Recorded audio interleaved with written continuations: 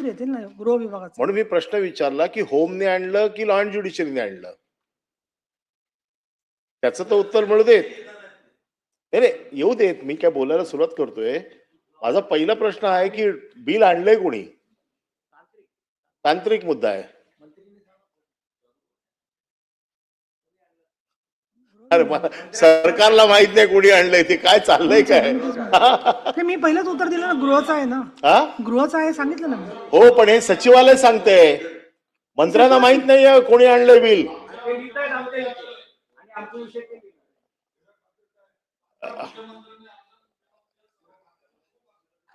अच्छा, असं आहे काय. बरं झालं सांगितलं म्हणून. 25 वर्षात पहिल्यांदाच कळलं मला मुख्यमंत्री. ठीक आहे, चला सुरुवात करतो. सभापती महोदय, जे विधेयक क्रमांक 20 आपल्याकडे जे आलेलं आहे आणि धर्म स्वातंत्र्याच्या हक्काचे संरक्षण करण्यासाठी आणि त्या एका धर्मातून दुसऱ्या धर्मात बेकायदेशीर धर्मांतर करणारा प्रतिबंध करण्यासाठी तत्समित तदानुवंशिक बाबींची तरतूद करण्यासाठी आणलेलं बिल आहे. आपल्या घटनेमध्ये 25व्या कलमाप्रमाणे आपल्याला धर्म स्वातंत्र्याचा अधिकार दिलेला आहे आणि या 25 कलमानुसार आपल्याला कुठल्या धर्मात राहायचंय, कुठल्या धर्मात राहायचंय, कुठला धर्म आपल्याला स्वीकारायचा आहे, कुठल्या धर्माप्रमाणे आपल्याला आपलं आचरण असलं पाहिजे, कुठल्या धर्माप्रमाणे आपली वागणूक असायला पाहिजे, याचे सगळे अधिकार या 25 मध्ये आपण दिलेले आहेत धर्म स्वातंत्र्याच्या. आणि साधारण कोणालाही धर्म हा त्याच्या जन्माप्रमाणे लागतो, की जन्माला आला की तो ज्या जन्माचा असतो त्या ज्या जन्माप्रमाणे त्याला आपला त्याचा धर्म लागतो आणि तो त्या धर्माप्रमाणे सतत त्याचं शिक्षण, त्याचं बाकीचं जे काय त्याच्यावरती जे संस्कार घडतात, त्याला जी काय आई वडिलांकडनं शिकवण मिळते, त्याला ज्या काही शाळेतनं शिक्षण मिळतं, या सगळ्या गोष्टीमध्ये एक धर्माचा फार मोठा पगडा त्याच्या डोक्यावर असतो आणि त्याचं पूर्ण आयुष्य पुढे त्या धर्माप्रमाणे चालत असतं. आणि म्हणून हे बिल फार महत्वाचं आहे. आणि म्हणून सुरुवातीलाच मी हे सांगतो की या बिलाच्या बाजूने, या बिलाचं समर्थन करण्यासाठी मी उभा आहे, बिलाला समर्थन करणार आहे. पण बिलाला समर्थन करताना काही गोष्टींचा खुलासा होणं गरजेचं आहे. हे बिल आता मी वाचत होतो त्यावेळेला, आणि सर्वसाधारण बिल आलं की मी पहिली घटना बघतो की, कारण शेवटी हे सभागृह घटनेवर चालतं, की घटनेत तरतूद काय. मग हे बघितलं तर धर्म स्वातंत्र्याचं 25 नंबर बघत होतो आणि हळू चालता चालता माझं लक्ष 10 शेड्यूल कडे गेलं. मग माझ्या साधारण लक्षात आलं हे पूर्ण वाचताना, अरे हे बिल आणि पक्षांतर बिल, हे पक्षांतराचं तर बिल नाही ना, हे धर्मांतराचं आहे का पक्षांतराचं आहे. कारण ह्याच्यातल्या तरतुदी ज्या आहेत ते पक्षांतराच्या ज्या 22 साली झाल्या तशाच आहेत, की काय काय करू नये, आमिष दाखवू नये, जबरदस्ती करू नये, फसवणूक करू नये, बळजबरी करू नये, दिशाभूल करू नये, धमकी देऊ नये, गैरवाजवी प्रभाव करू नये आणि कुठलाही लबाडीचा मार्ग स्वीकारू नये. मी फार कन्फ्युज झालो की धर्मांतराचं आहे की पक्षांतराचं आहे. दोन्ही बिलं साधारण मला असं वाटलं की सारखी असावीत, म्हणून विरोध करावा की विरोध करू नये या मनस्थितीत होतो. नंतर मग परत एकदा बघितलं तर नाही, धर्मांतराचं बिल आहे. ठीक आहे, धर्मांतराच्या या बिलावरती बोलताना 2 गोष्टी मला आपल्याकडनं हव्यात, की धर्मांतर जबरदस्तीने करूच नाही, जबरदस्तीने धर्मांतर होऊच नाही, त्याला आमचा पूर्ण विरोध आहे. का धर्म बदलावा, जबरदस्तीने धर्म का कोणाचा बदलून घ्यावा, आणि त्याला पूर्ण विरोध झालाच पाहिजे. परंतु आता हे जे बिल आणलंय, ह्या आत्ता आणणाऱ्या बिलाचा उद्देश काय. धर्मांतर तर शतके होते आणि मग ह्याच्या पूर्वी जे धर्मांतर झाली, जी जबरदस्तीने झाली, दादागिरीने झाली, हे जे काय आपलं आहे ना, लबाडी, आमिष, फसवणूक, बळजबरी ज्याच्यामुळे झालं, अशामुळे झालेल्या धर्मांतरावरती आपण कुठल्या कायद्याने कारवाई केली? काहीतरी कारवाई झाली असेल ना आपल्याकडे, ही सभागृहाला कळली पाहिजे की त्यावेळेला कुठला कायदा वापरला, की याच्यापूर्वी जर धर्मांतर झालं असेल, कोणी केलं असेल, तर त्यावेळेला कुठला कायदा वापरला. मग तो कायदा नाही, जिजिया तर फार जुना, आपला जेव्हा भारत स्वतंत्र झाल्यापासूनच्या नंतरचे कायदे. भारत स्वतंत्र झाल्याच्या नंतर काही धर्मांतर झालं नाही का? झालं. मग भारत स्वतंत्र झाल्याच्या नंतर आयपीसी तुमचा आल्याच्या नंतर किंवा वेगवेगळे कायदे या घटनेच्या अनुषंगाने आल्याच्या नंतर जी धर्मांतरं झाली याच्यावरती कुठल्या कायद्याने कारवाई झाली, आणि मग तो कायदा जर अस्तित्वात असेल तर ह्या नवीन कायद्याची गरज काय? अशी कुठली वेगळी तरतूद या कायद्यामध्ये आहे की जी तिथे अपुरी पडते, आणि म्हणून हा कायदा टाईट करणार आहे. आपल्याला काय कडक करायचंय, धर्मांतर होऊ नये म्हणून लोकांच्या मनात भीती निर्माण झाली पाहिजे म्हणून आपण कायदा आणलाय. मग जुना कायदा जो होता, हा जुना कायदा कुठला होता की जो कायदा अपुरा पडत होता म्हणून आपण नवीन कायदा आणला. याचा एक खुलासा आम्हाला करणं गरजेचं आहे की कुठल्या कायद्याने पूर्वी कारवाया होत होत्या, आता ह्या कायद्यामध्ये अशी नवीन तरतूद काय आहे की ज्याच्यामुळे जुन्या कायद्यापेक्षा हा कायदा जास्त इफेक्टिव्ह आहे. मग जुना कायदा जर बदलायचा असेल तर कायदे बदलण्याचा अधिकार या सभागृहाला आहे का? अमेंड करायचा अधिकार आहे. मग जर कलम जर बदलायचं असेल तुम्हाला, कारण जर तुम्हाला शिक्षा बदलायची असेल, त्याच्यातल्या शिक्षेची तरतूद बदलायची असेल, तर हा केंद्र सरकारचा अधिकार आहे. आणि केंद्र सरकारचा अधिकार आता काही राज्यांमध्ये वापरला गेलाय, तर त्याच्या बाबतीतली कायदेशीर तरतूद काय आहे, नेमकं कशा पद्धतीने हे बदलायचंय याची थोडीशी माहिती सभागृहाला मिळाली पाहिजे. कारण आपण याच्यामध्ये असं, कारण जुन्या कायद्याचा कुठेही याच्यामध्ये उल्लेख नाहीये की जुना कायदा होता हा, या कायद्यामध्ये तरतुदी अपुऱ्या पडत होत्या, किंवा दुसरा विषय असा आहे की असं हा कायदा आता आणण्याच्या मागचा उद्देश काय. मी जो काय उद्देश आणि सारांश जो काय ऐकला गेले कालपासून, जे काही भाषणं सगळ्यांची ऐकतोय सरकारची, की गेल्या काही दिवसामध्ये धर्मांतराच्या घटना फार वाढल्यात. गेल्या काही दिवसामध्ये धर्मांतराच्या घटना फार वाढल्यात. मग धर्मांतराच्या जर घटना वाढल्या असतील तर अशा महाराष्ट्रामध्ये किती धर्मांतराच्या घटना झाल्या, कुठल्या भागात झाल्या, कुठल्या समाजाच्या झाल्या, आणि त्याची कारणं काय होती, ही देखील थोडीशी सभागृहासमोर येणं गरजेचं आहे.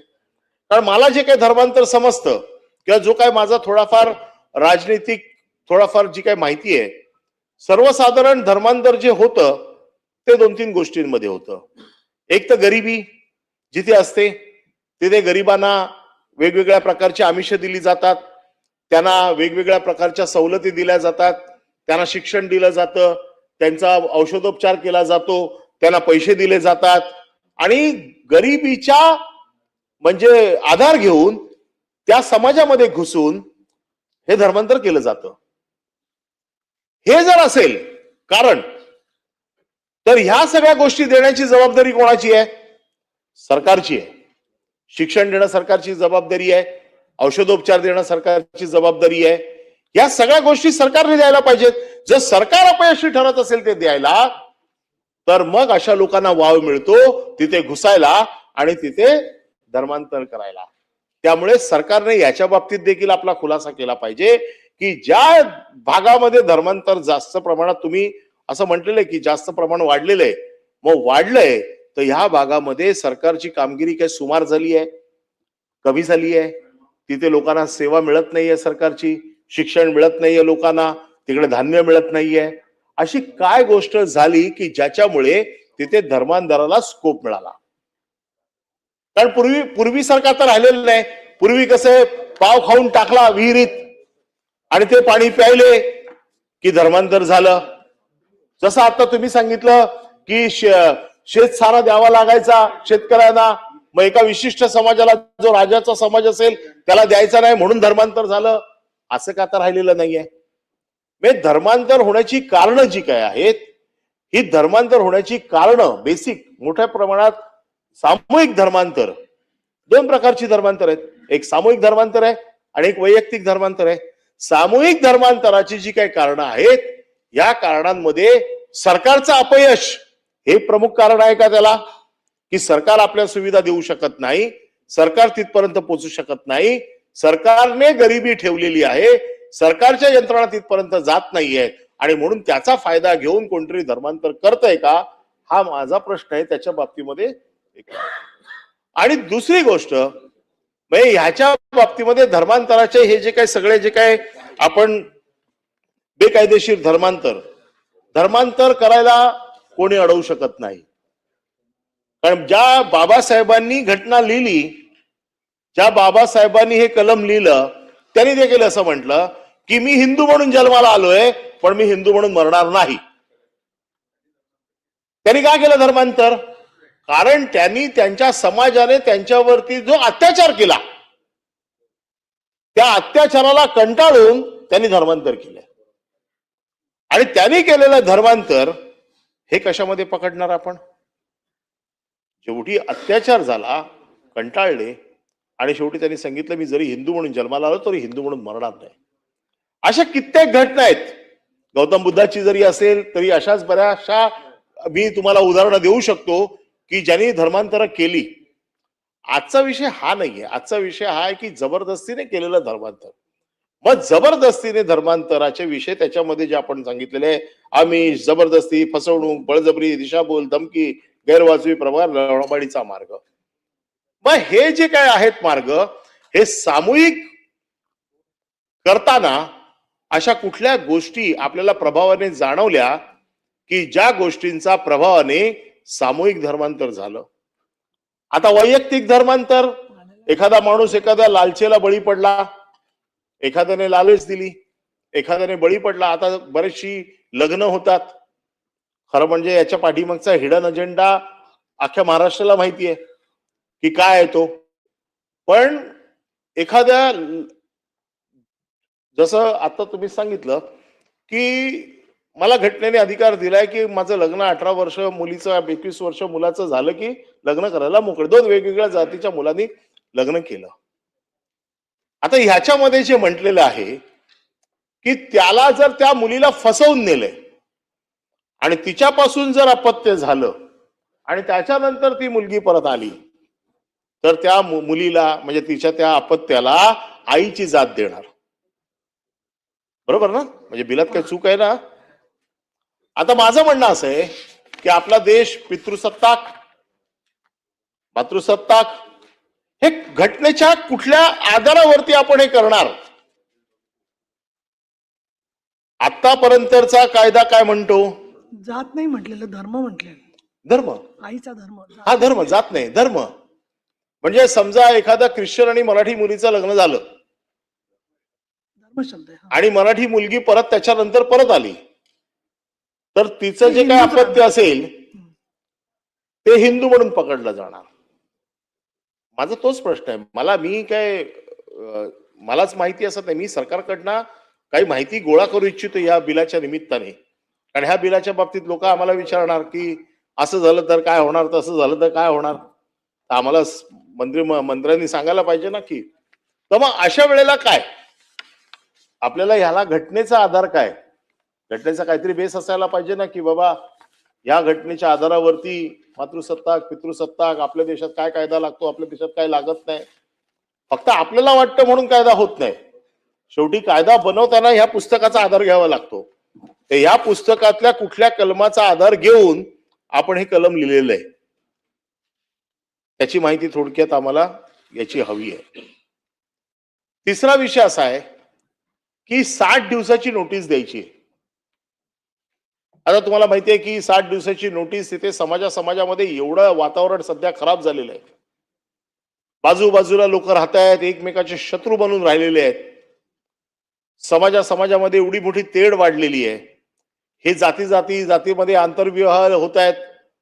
स्वतःहून जेव्हा मला एखादा धर्म बदलून लग्न करायचंय आणि माझ्या घरच्यांचा विरोध आहे, मला जेव्हा मान्यता मिळालेली आहे लग्न करण्याची कायद्याने, मी जर 60 दिवस अगोदर नोटीस दिली तर माझ्या जीवाच्या सुरक्षिततेची हमी कोण घेणार?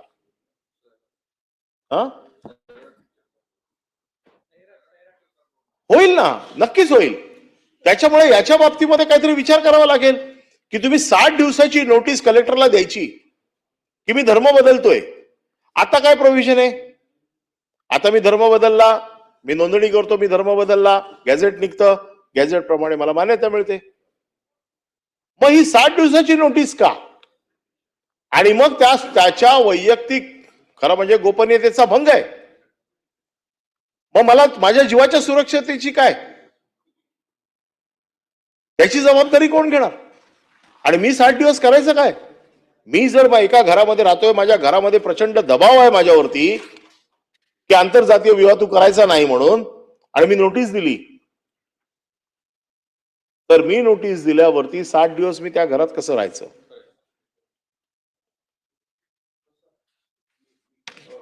कसं राहणार? हवी काय? त्याच्यामुळे याच्या बाबतीत तुम्हाला विचार करावा लागेल. आणि मला एक गोष्ट तुमच्याकडनं हवी आहे की याच्या अगोदरच्या तरतुदी काय आणि आताच्या तरतुदी काय, आणि ह्या तरतुदी आणण्याच्या मागचा तुमचा उद्देश काय?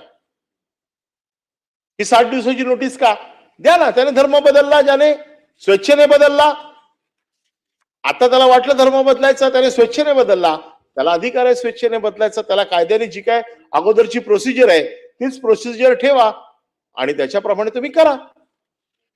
जबरदस्तीने केला तर तुमचे सगळे अधिकार आम्हाला मान्य आहेत, परंतु स्वेच्छेने केलेल्या गोष्टीवरती आपण जास्त जाऊ नये. त्याला 60 दिवसाची नोटीस देणं माझा सपोर्ट आहे. मी पहिलंच सांगितलंय. तुम्ही लेट आलात म्हणजे तुमच्या कदाचित म्हणजे लेट आलात म्हणून सांगतो.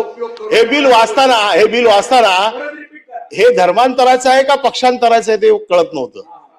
कारण ह्याच्यामध्ये धर्मांतरासाठी जी गोष्टी वापरल्या जातात जबरदस्तीच्या, आमिष, जबरदस्ती, फसवणूक, बळजबरी, दिशाभूल, धमकी, गैरवाजवी प्रभाव, कोणत्याही लबाडीचा मार्ग, हे सगळे त्या बिलावत मध्ये पण होते.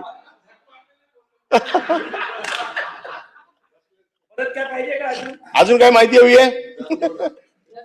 जादूडोळा हा, अजून जास्त पुढे जात नाही मी, इथेच थांबतो.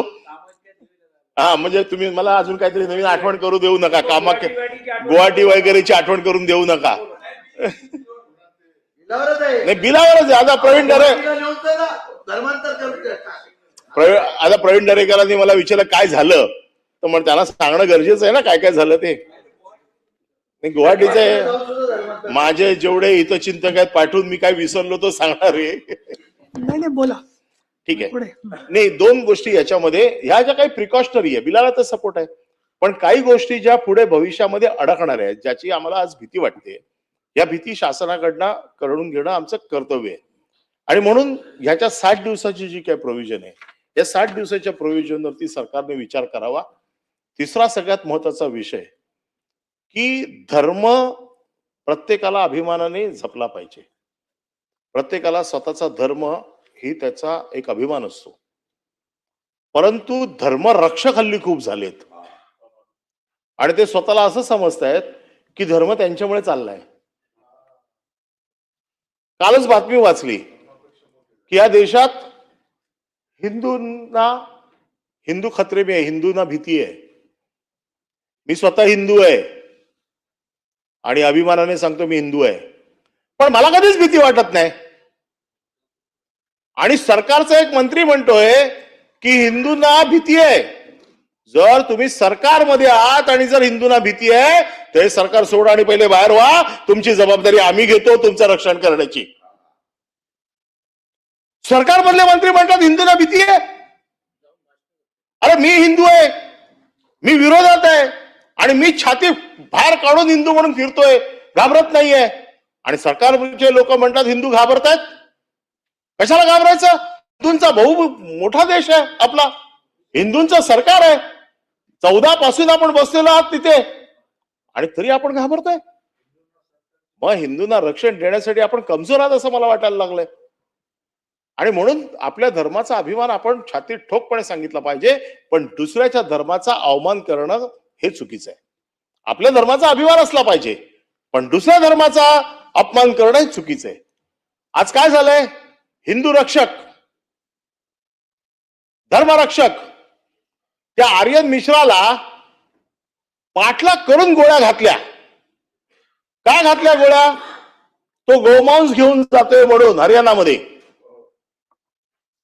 अरे मग गोळ्या घालायच्या होत्या ना, गोमांसाच्या बाबतीत एवढा राग होता ना, मग तुमचे मंत्री रिजिजू सांगतात की मी गोमांस खातो आणि मी खाणार, कोण मला अडवतो मी बघतो. त्याचं काय करणार तुम्ही? त्यांची कोण कॉलर धरणार? हे जे कोण तथाकथित धर्मरक्षक आहेत ना, त्यांना विचारा की रिजिजू खात्यात बस. तुम्ही जेव्हा कायदा करता तेव्हा कायद्याची जबाबदारी सरकारची अंमलबजावणीची ही कुठल्या व्यक्तीला दिलेली नाहीये.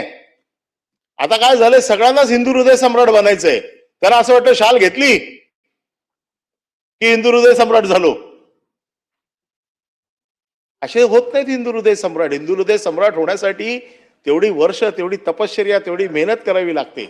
शाल घेतली म्हणजे हिंदू होत नाही. शाल घेतली म्हणजे हिंदू हृदय सम्राट होत नाही. आणि धर्म सांभाळायचा तर जिगर पाहिजे, ती जिगर घेऊन राहिलं पाहिजे. प्रत्येकाला आपला आपला धर्म प्रिय आहे.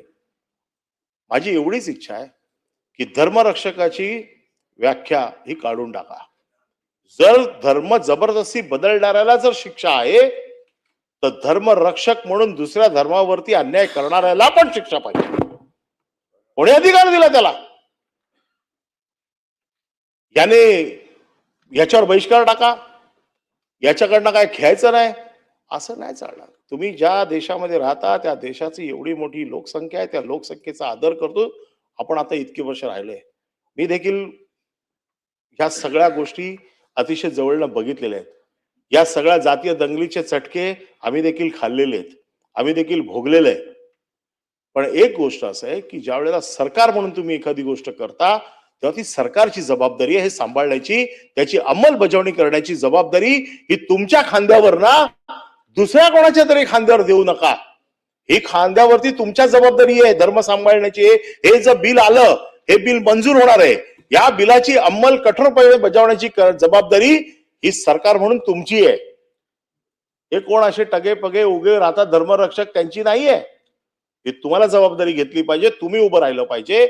आणि म्हणून तुमच्याकडनं आमची अपेक्षा आहे की धर्मरक्षकाचं हे जे बिल आलेलं आहे, या बिलामध्ये सुरुवातीच्या काय तरतुदी होत्या, हे बिल आणण्याची आत्ताची गरज काय, असं काय घडलं की ज्याच्यासाठी हे बिल आणावं लागलं, याच्या तरतुदी मागच्या बिलापेक्षा अतिशय कठोर आहेत.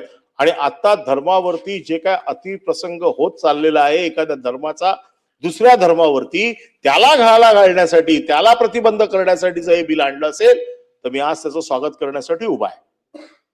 की उद्देश तर चांगला आहे, जबरदस्तीने कुठलीच गोष्ट होऊ नये म्हणून आम्ही पहिलं समर्थन केलेलं आहे. परंतु हे करताना त्याचा अतिरेक देखील होऊ नये, सरकारच्या व्यतिरिक्त कायदा दुसरा कोणी हातात घेऊ नये हे सांगण्यासाठी देखील मी इथे उभा आहे. आणि म्हणून ह्या बिलाला समर्थन करताना हे जे काही 5-6 मुद्दे जे मी काही सांगितले, या मुद्द्याच्या बाबतीमध्ये सरकारने खुलासा करावा. मी अजून बाकी त्या इतिहासात जात नाही, कारण तसं बघायला गेलं तर इतिहास फार मोठा आहे. हा, म्हणूनच म्हटलं की इतिहास फार मोठा आहे. कारण धर्म हा विषयच असा आहे की शतकोगणित चाललेला आहे तो. आणि मग त्याच्यावरती बोलायचं म्हटलं तर भरपूर तेवढा वेळ लागेल. आणि मला माहिती आहे की आपण मला तेवढी परवानगी देणार नाही. असं नाही, विधेयकावर बोलू शकतो. देणार मला परवानगी? मग द्या देतो, बोलतच.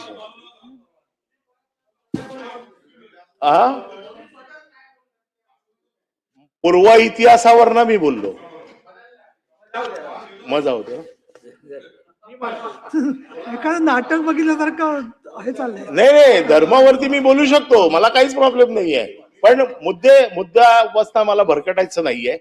या बिलाची मर्यादित, हे बिल मर्यादित आहे, हे बिल फक्त मर्यादित आहे. त्याच्यामुळे या बिलावरती जे काय आम्हाला वाटलं की याच्यातल्या ह्या तरतुदींमध्ये ज्या काय उणीवा पुढे भविष्यात येऊ शकतात तेवढ्याच बाबतीत मी तुम्हाला सांगितलं. म्हणून जे काही मुद्दे मी उपस्थित केलेले आहेत त्या मुद्द्यांचा खुलासा बिलाला मंजूर करण्याच्या पूर्वी सत्तेकडनं व्हावा एवढी मी अपेक्षा करतो आणि या बिलाला समर्थन देतो. याच्यानंतर सदाभाऊ खोत, तुम्ही नव्हते सभागृहात. सभापती महोदय, त्यांचं झालं की इकडचं एक झालं की तुमच्या धर्म स्वातंत्र्याच्या हक्काचं संरक्षण